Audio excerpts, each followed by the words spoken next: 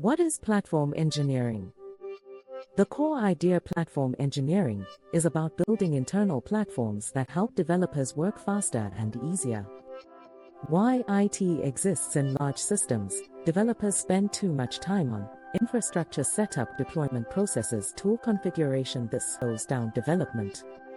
What platform engineering does it creates? Standardized environments, reusable tools, automated workflows, self-service infrastructure. In simple terms, instead of every team building everything, a platform team builds it once for everyone to use. Key benefit: developers focus on building products, not managing infrastructure. Real example: a developer can deploy an app, access databases, use cloud resources without manual setup.